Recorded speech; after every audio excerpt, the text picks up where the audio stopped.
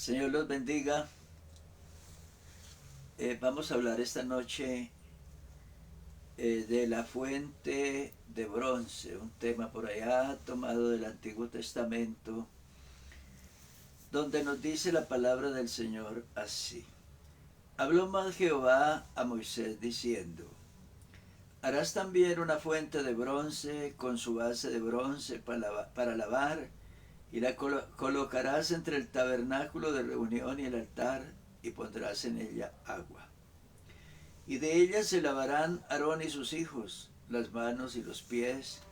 Cuando entren en el tabernáculo de reunión, se lavarán con agua para que no mueran.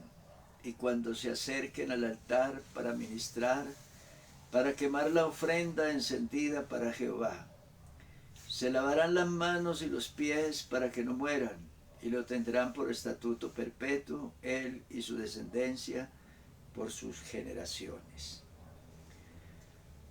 Bueno, el pueblo de Israel tenía ahora la responsabilidad de construir un santuario que Dios le había mostrado a Moisés en el monte.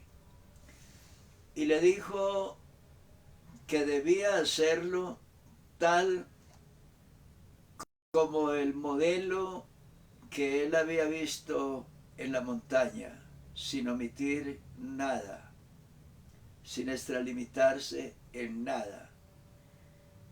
Y ese modelo obligaba a la construcción de una cantidad de objetos donde estaba presente el oro, las piedras preciosas, la madera, las pieles de animales, pieles de tejones, aromas, fragancias, especias, todo estaba de una manera precisa y solemne, estaba declarada, estaba expuesta a Moisés para que se tuviera en cuenta en la construcción de ese tabernáculo. Entonces dice la palabra del Señor que tenía una misión, o sea, un propósito. Hecho ese objeto, o sea, ese lavacro, construido, dice que era de bronce,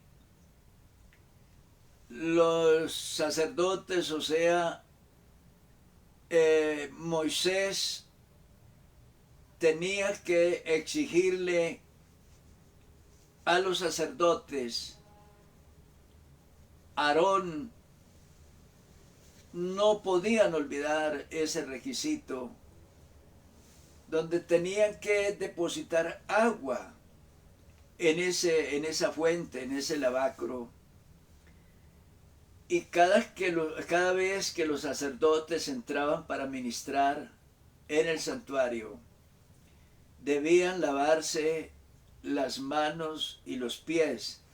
Por eso esa fuente se encontraba bien cerca de la entrada principal, por donde se entraba al santuario, y más allá se iban a encontrar con otros objetos, como el altar de bronce, como la mesa con los panes de la proposición, con el altar del incienso, el candelabro de oro, y más al fondo ya estaría el lugar santísimo y el propiciatorio.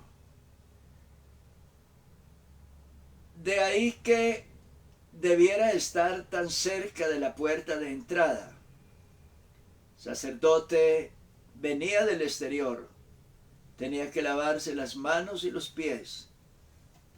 Y hay algo que lo repite en esta lectura que hemos hecho.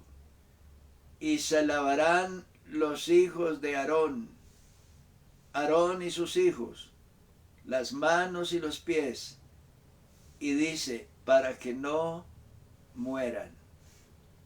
No hacerlo era gravísimo.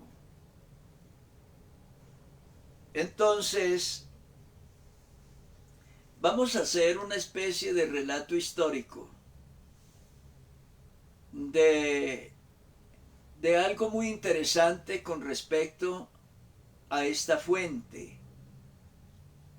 Vamos a irnos bien atrás y vamos a mirar el trabajo de las mujeres, porque me voy a referir mayormente a las mujeres. El trabajo de las mujeres, y en este caso las mujeres en el pueblo de Dios, y concretamente las mujeres en la iglesia. Son llamadas las mujeres para hacer un gran trabajo, y de pronto un trabajo allá en el santuario, un poco invisible, que casi no sale tanto a la luz, pero las mujeres están ahí en ese estado invisible, y están haciendo un trabajo, y un trabajo muy importante. Pero vamos a irnos más atrás. Cuando Israel estaba en Egipto, e inmediatamente en las horas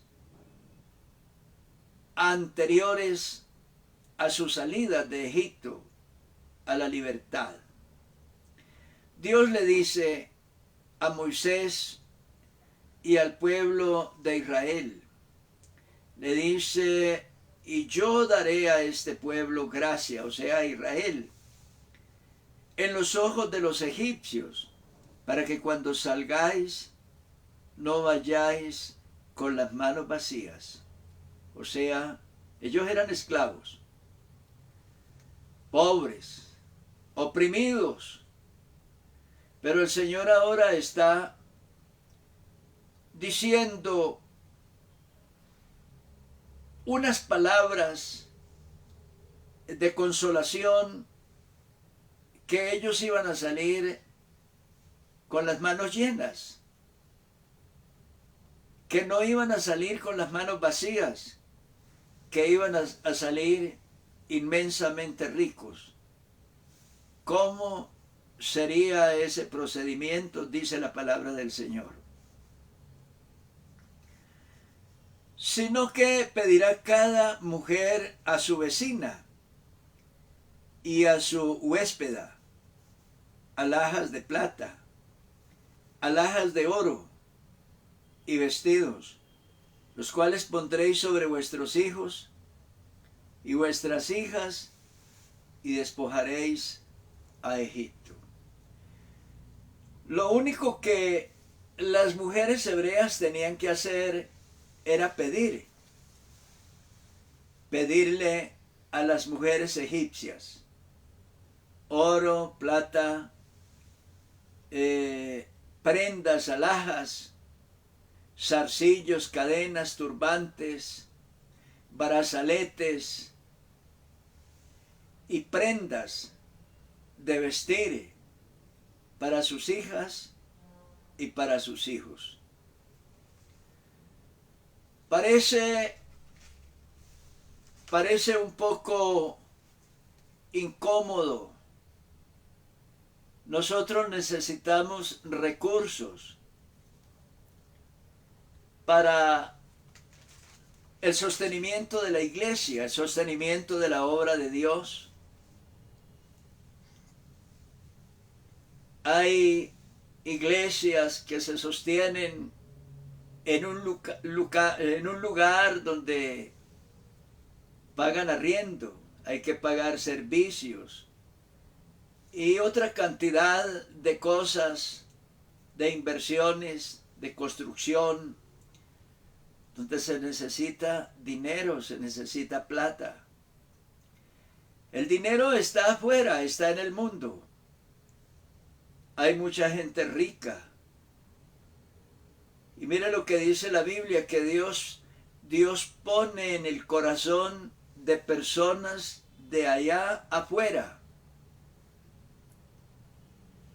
el sentimiento de querer ayudar, de querer servir para la obra de Dios, de querer ser generosos y actuar con generosidad respecto a la obra de Dios.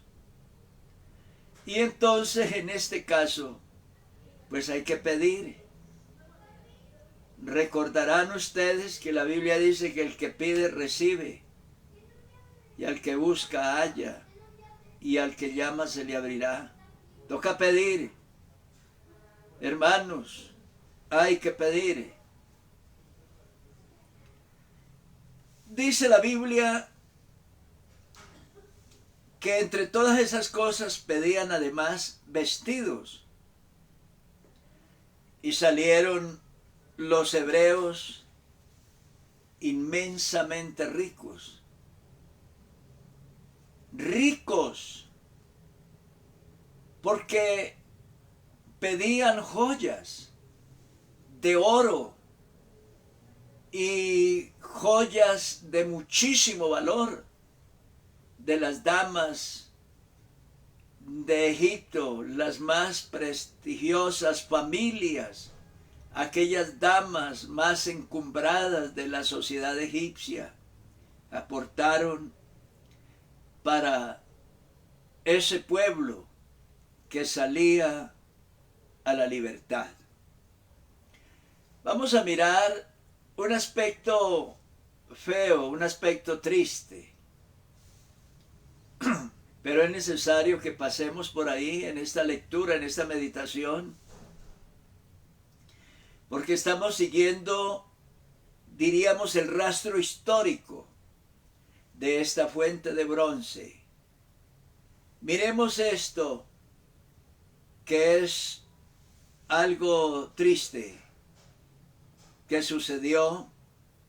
Dice la Biblia que Moisés subió al monte y por allá estuvo unos 40 días en la montaña. El pueblo de Israel, en vista de que su líder no regresaba de la montaña, había viajado solo. Ellos no ignoraban los peligros que habían en aquellos lugares.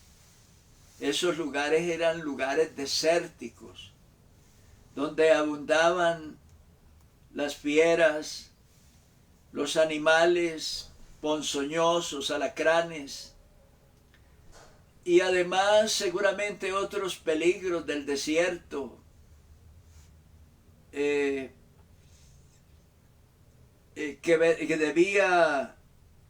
debía ser tenido en cuenta por el pueblo en aquella ocasión. Y al ver que pasaron tantos días y Moisés no descendía de la montaña, entonces ellos lo creyeron muerto, que había sido atacado por una fiera o algún peligro extraño lo hubiera desgarrado por allá en la cumbre de esa montaña y que su líder ya estaba muerto. Entonces ellos le dicen a Aarón, diríamos la segunda autoridad, el segundo hombre, diríamos, fuerte dentro de aquel grupo, y le dicen, mire, este Moisés que subió a la montaña y que nos sacó de Egipto, no sabemos qué le haya acontecido. Necesitamos alguien que vaya delante de nosotros y nos lleve por este desierto y nos introduzca en la tierra prometida. Haznos dioses que vayan delante de nosotros, porque a este Moisés que nos sacó de Egipto no sabemos qué le haya acontecido.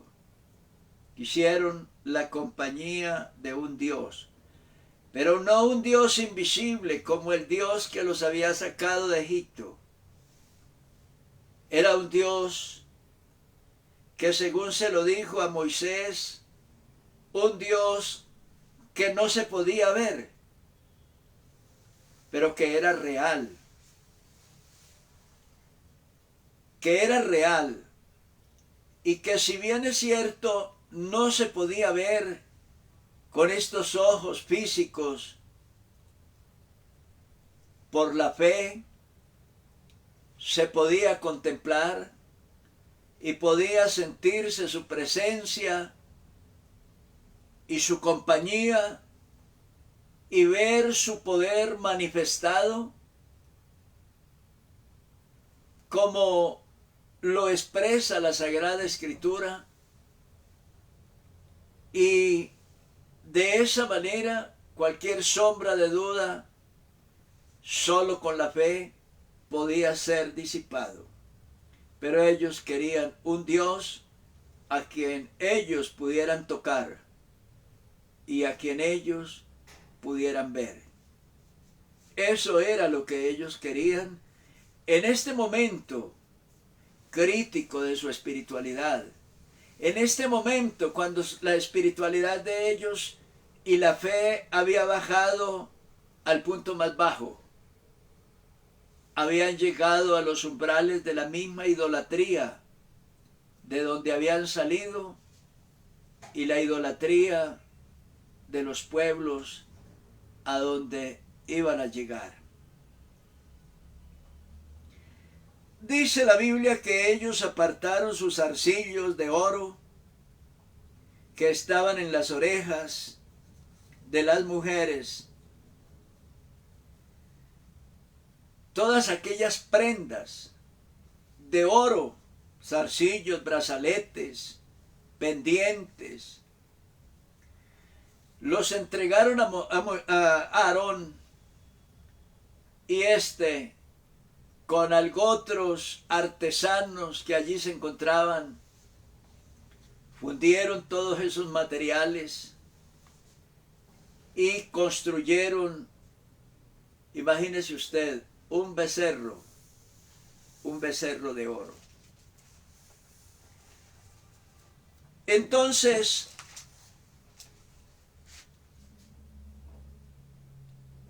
nos estamos dando cuenta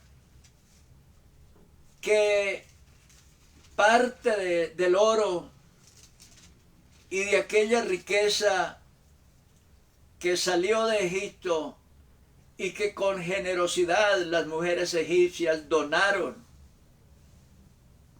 para costear la travesía a lo largo del desierto hasta su introducción a la tierra prometida, toda esa riqueza se invirtió, o parte de esa riqueza se invirtió mal, en algo que no iba a traer bendición al pueblo, sino desventura, ruina, desgracia, castigo, pecado, muerte. Pero sigamos adelante y nos encontramos más adelante con unas mujeres hebreas. El pueblo logró salir de esto del becerro de oro. El pueblo logró superar ese momento desgraciado y triste. Logró sobreponerse y salió de allí por la gracia de Dios para continuar su camino. Más adelante, cuando el pueblo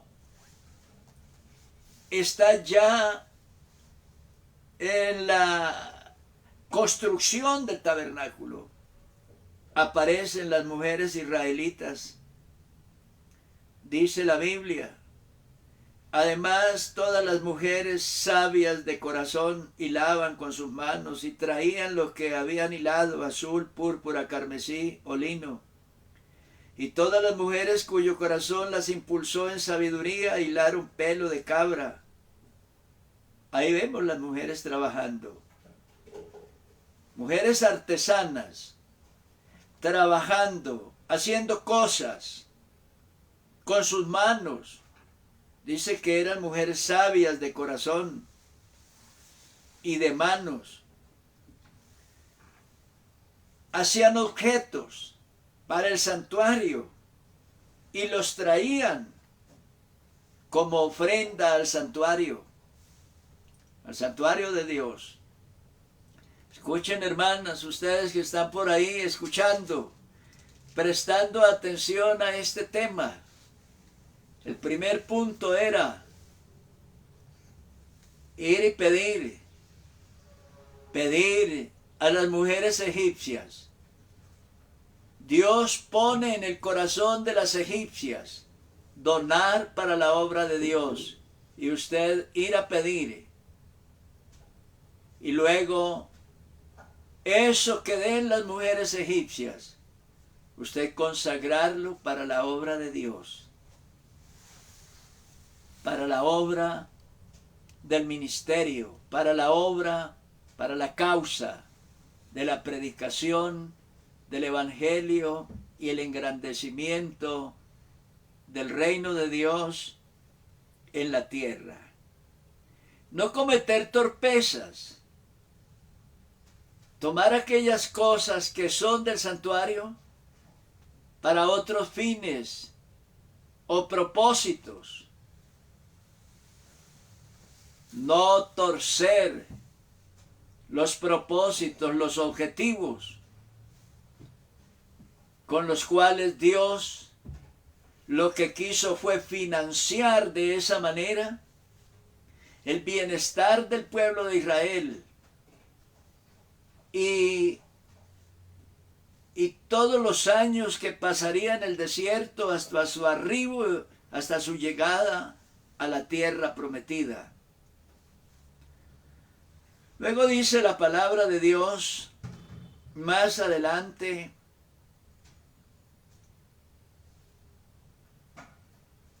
también ya es como el resumen, ya están todos los utensilios, los objetos que fueron hechos, elaborados, ya es un resumen de todo lo que se hizo. Y en ese resumen, para presentarlo a Dios, dice la palabra del Señor: también hizo la fuente de bronce y su base de bronce.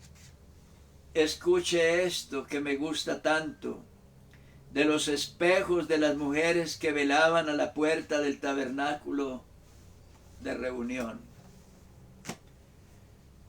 Entonces, esas mujeres, ahora estamos hablando de mujeres hebreas, se despojaron de los espejos finísimos, bueno, de los materiales y con las técnicas de la época. Seguramente lograron tallar y elaborar algún tipo de espejos que, tallados y elaborados, tenían un enorme valor en el mercado. Pero cuando llegó la hora, esas mismas mujeres hebreas ahora están donando sus espejos.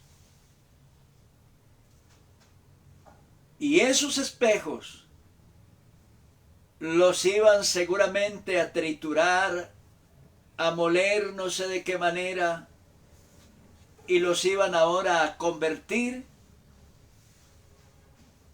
en ese lavacro para depositar agua. Se llamaría la fuente de metal, donde se depositaría el agua que estaría en el santuario para que los sacerdotes se lavaran las manos y los pies cada que entraran al altar a administrar los espejos de las mujeres. Quiere decir que en nuestra iglesia también hay mujeres pudientes.